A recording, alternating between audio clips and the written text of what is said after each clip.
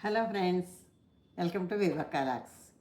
ఇవాళ మన మాట ఏంటంటే మన కుటుంబము ప్రేమగాను కుటుంబం అంతా కలిసిమెలిసి ఎలా ఉండాలి, ఎలా ఉంటే కలిసిమెలిసి ఉంటాము, ఇలా కొన్ని మాటలు మాట్లాడుకుందాం ఈ టాపిక్ మీద, ఈ విషయం మీద మాట్లాడుకుందాం.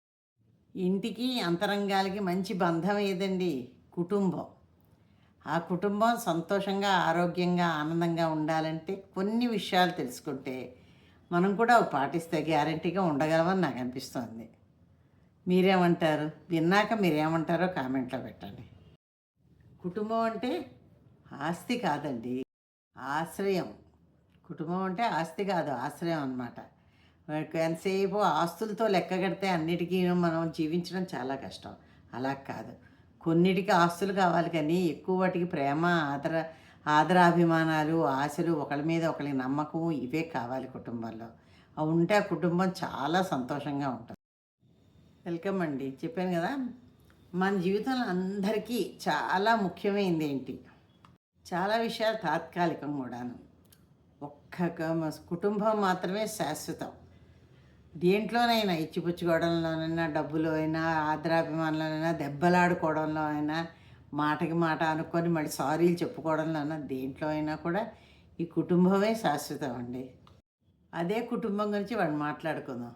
ఇదేమి చెడుగా కాదు, మంచిగా ఉండడానికి ఎలాగన్నది మాట్లాడుకుందాం. మంచిగా అంటే పరస్పర సంబంధాలు, బంధాలు, బాంధవ్యాలు ఎలా పెంచుకోవాలి, ఉంటే ఎలా మాట్లాడుకుంటే ఎలా ఉంటాయి, అది తెలుసుకుందాం. ఫస్ట్ పాయింట్ ఏంటంటే, కుటుంబం అంటే ఏమిటి?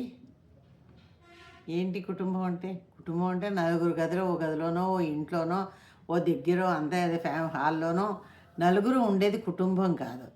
కుటుంబం అంటే మౌనంగా ఉన్నా కూడా అర్థం చేసుకునే మనుషులు ఉండడం, మన ఆవేదనకి పరితాపంగా నిలిచే మనుషులు ఉండడం, ఇంట్లో ఉన్నా బయట ఉన్నా కూడాను, ఎక్కడున్నా కూడా చిన్న చిన్న విశ్వాసము లేదా ప్రేమ గల మాటలు వినగలగడం, ఆ మాటలు వినాలని వేచి చూసే టైం ఉండడం, మనకి ఓపిక ఉండడం.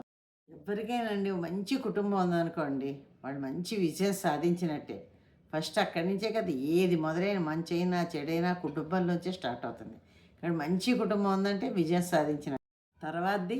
రెండో పాయింట్, మంచితనాన్ని పంచుకునే సంస్కృతి ఉండాలి అందరికీ కూడాను. ఒకడికి ఇద్దరికి ఉంటే ఆ సర్దుకుపోవడం అంటూ చాలా కష్టం అవుతూ ఉంటుంది. మ్యాక్సిమం మందికి ఉండాలి, అందరికీ ఉండాలి.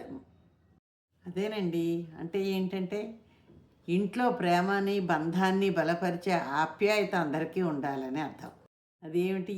ఒకళ్ళతో ఒకళ్ళు చిన్న చిన్న మాటలు, క్షమించు, ధన్యవాదం, నీ వల్లే ఈ పని అవుతుంది అని ఒకరికొకళ్ళు చాలా అలా చెప్పుకోవడంలో కలిసి ఉంటుంది చూసారా, అదే మంచి కుటుంబం అవుతుంది. అంటే మంచి కుటుంబం అంటే అవే ఈ మూడు ముక్కలేను, ఇలాంటి మంచి మంచి 4, 5 మాటలు తీసుకుంటే అవే మన కుటుంబాన్ని నిలబెట్టడానికి మూలాలు అవుతాయి అన్నమాట. దానికి చిన్న మాట చెప్తాను చూడండి. అసలు మామూలుగా ఇంట్లో అందరికీ జరిగేదే ఎగ్జాంపుల్. తండ్రి ఉంటాడు, మధ్యతరగతి, లో లో మిడిల్ క్లాస్ అనమాట. ఇంకా మధ్యతరగతి కన్నా తక్కువ వాళ్ళం.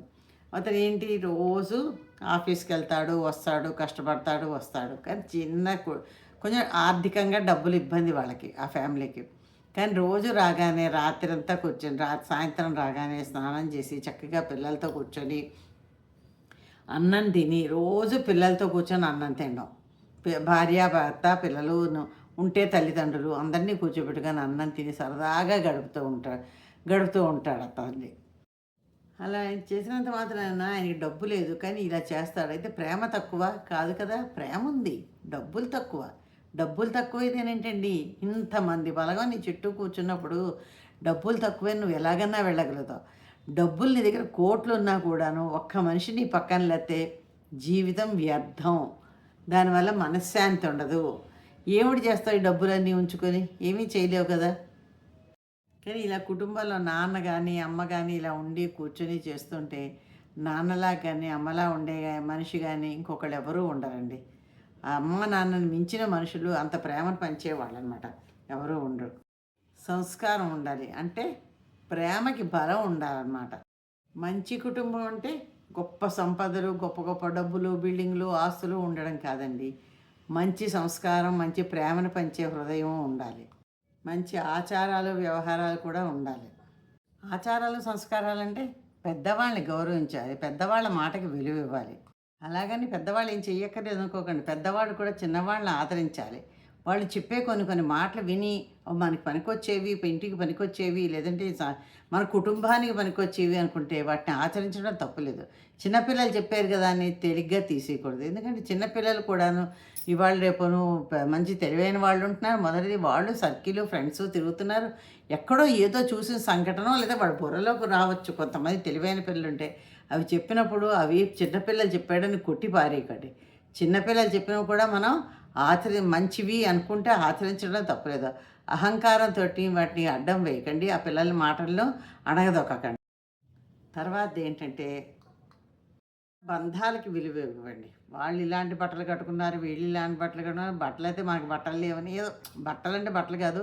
అంటే మిగిలిన వాటికన్నా బంధాలకు విలువ ఇవ్వండి నేర్చుకోండి. రోజు కూడాను కుటుంబం అంతా కూడాను ఫోను అన్నది, టీవీ అన్నది పక్కన పెట్టి ఇవాళ రేపు మనకున్నవి అవి రెండే కదా!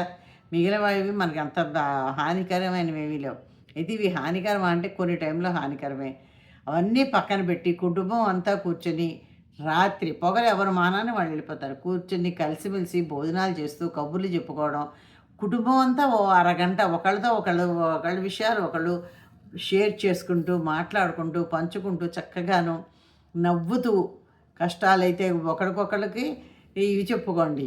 నువ్వు ఇలా ప్రాబ్లమ్స్ ఎలా సాల్వ్ చేసుకోవాలో చెప్పుకోండి. సుఖాలైతే అందరూ సంతోషంగా నవ్వండి.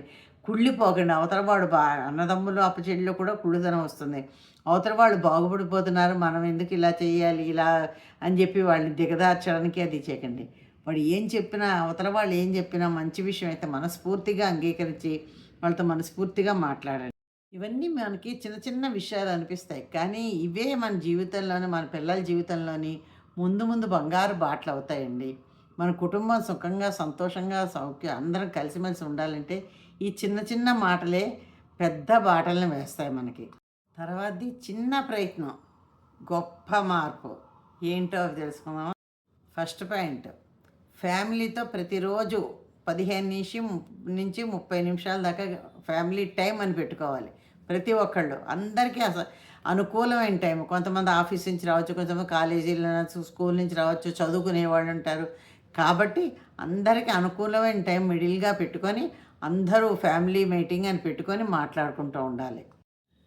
భోజనం కూడా అంతేనండి. అయితే కొంతమందికి రోజు అవ్వకపోతే వారానికి ఒక్కసారి, ముఖ్యంగా రోజు కలిస్తేనండి ఈ ఆదివారం వచ్చిందంటే అందరూ కలిసి ఎంత లేట్ అయినా, ఎంత ముందైనా, ఎవరికి పనున్నా అందరూ కూడా ఒక టైం టేబుల్ పెట్టేసుకున్నాం అనుకోండి. ఆ టైంకి ఎవరికి బయటికి వెళ్ళాల్సిన ప్రోగ్రాము, అర్జెంట్ పనులున్నా ముందో వెనకో పెట్టుకుని ఆ టైంకి అన్నం తింటారు. అందరూ కలిసి భోంచేస్తే ఆరోగ్యానికి ఆరోగ్యం, తిన్నది వంట పడుతుంది. ఇప్పుడు సండే వచ్చిందంటే ఎన్నో స్పెషల్స్ చేసుకుంటూ ఉంటారు. అందరూ కూర్చొని కలిసి సంతోషంగా తింటుంటే ఎంత హాయిగా అనిపిస్తుందండి. ఆ ఫ్యామిలీ మెంబర్స్ కూర్చొని మాట్లాడుకుంటూ కూర్చొని తింటుంటే చాలా హాయిగా, ఎంతో రిలీఫ్గా అనిపిస్తుంది. ఇంకొక మాట అండి, ప్రతి ఒక్కళ్ళు అనుకోవాల్సిన మాట ఏంటండి, ప్రతి ఒక్కరికి నేను విలువ ఇవ్వాలి. ఇది అనుకుంటూ ఉండాలి. ప్రతి ఒక్కళ్ళు అనుకోవాలి, ప్రతి ఒక్కరికి నేను విలువ ఇవ్వాలి. అవతల అవతల వ్యక్తికి మీరు విలువ ఇస్తున్నప్పుడు ఆ వ్యక్తి కూడా మీకు విలువ ఇవ్వాలనుకోవాలి. అది మటుకు కంపల్సరీగా ప్రతి ఒక్కళ్ళు రోజుకి ఒక్కసారైనా అనుకొని పొద్దున్న లేచి అనుకుంటే గ్యారంటీగా విలువను ఇవ్వగలుగుతారు. ఇది ఏమండి, పెద్దవాళ్ళు అందరికీ చెప్తాం కదా విలువ ఇవ్వాలని. పెద్దలు ఒక్కటి చెప్పితే సరిపోదండి. ఇది చేసి చూపించాలి పెద్దలు కూడా. మీ పెద్దలకి మీరు విలువ ఇవ్వాలి. మీ చిన్నవాళ్ళ మాటలకు కూడా మీరు విలువ ఇవ్వచ్చు. చిన్నవాళ్ళని వాళ్ళు హీనంగా చూడక్కర్లేదు. మనకన్నా చిన్నవాళ్ళు మన పిల్లలు అని మనం హీనంగా చూడకూడదు. వాళ్ళు ఏమో ఎందులో వాళ్ళ బ్రెయిన్ ఎందులో షార్ప్ ఉందో మనకు తెలియదు కదా. దానివల్ల వాళ్ళతో కూడా మనం ఇప్పుడు పిల్లలతో కూడా మనం సఖ్యతగా ఉంటేనే మన జీవితం అన్నది చాలా చక్కగా సవ్యంగా నడుస్తుంది. లేకపోతే ఈ జీవిత నౌక ఎప్పుడు ఎక్కడ కుంటి పడుతుందో, ముఖ్యంగా పిల్లలతోటి, తల్లిదండ్రులతోటి చాలా సఖ్యతగా ఉంటేనే జీవిత నౌక సాఫీగా సాగుతుంది. లేకపోతే ఎప్పుడు ఆ పడవలోకి చిల్లుపడి నీళ్ళు వస్తాయో తెలియదు కదా, ఎప్పుడు ఆ పడవ మునిగిపోతుందో తెలియదు కదా. కాబట్టి చాలా జాగ్రత్తగా వ్యవహరించాలండి. ఇవేనండి కుటుంబాన్ని నిజంగాను సంతోషంగా, బలవత్తరమైనగాను బలపరిచే మాటలు, చేష్టలునండి. ఈ చేతలు చేశారనుకోండి గ్యారంటీ కుటుంబం బలపడుతుంది. ఇవి నేను చెప్పదలుచుకున్న మాటలు. అయితే నేను మిమ్మల్ని ప్రశ్న వేశాను, లలితా త్రిపుర సుందరదేవి వాహనం ఏది అని. అమ్మవారి వాహనం సింహాసనం. అదేంటిది? ఇదేంటంటే శక్తికి, ధైర్యానికి, చిహ్నానికి ధైర్యానికిను చిహ్నం అండి. అమ్మవారు వేదమూర్తులతో కూడిన శ్రీచక్రం అందు నివసించి కూర్చొని ఉంటారు ఆవిడ. అందుకు ఆవిడ వాహనం శ్రీచక్ర సింహాసనం అని అంటాం కదా, శ్రీచక్రం అనమాట. అయితే ఇవాళ ప్రశ్న ఏంటంటే, లలితాదేవి ఏ రూపంలో మనకి దర్శనం ఇస్తారు? ఇప్పుడు మనం అందరం పూజ చేస్తాం, ఒక రూపం ఉంటుంది, అందరం దానికే పూజ చేస్తూ ఉంటాం. హింట్ కూడా ఇచ్చాను. ఏ రూపంలో మనకి పూజ చేస్తూ మనకి దర్శనం ఇస్తూ ఉంటారో ఇవాళ జవాబు చెప్పండి. వీడియో అంతా స్కిప్ చేయకుండా వినండి. లాస్ట్లో కొన్ని మాటలు చెప్తాను, అది కూడా విని మొత్తం వీడియో ఏమో కామెంట్లో పెట్టండి. చెప్పాను కదా కుటుంబం గురించిను. అయితే ఇవాళ లాస్ట్లో కొన్ని మాటలు చెప్తాను. మన బంధాలు జీవితానికి మాత్రమే పరిమితాలు కావు, మార్గదర్శకులుగా తయారవుతాం. కుటుంబం మీద ప్రేమ పెరుగుతుంది, నమ్మే బలం కూడా పెరుగుతుంది. ఈరోజు నుంచి మన ఇంట్లో ఒక చిన్న మాట, చిన్న మంచి పనితోటి కుటుంబాన్ని బలోపేతం చేయడానికి ప్రయత్నం చేద్దాం. ఇదండి వీడియో. ఎలా ఉందో మొత్తం ప్రశ్నకి జవాబు పెట్టి కామెంట్లని లైక్, షేర్, సబ్స్క్రైబ్ చేయండి. Thank you.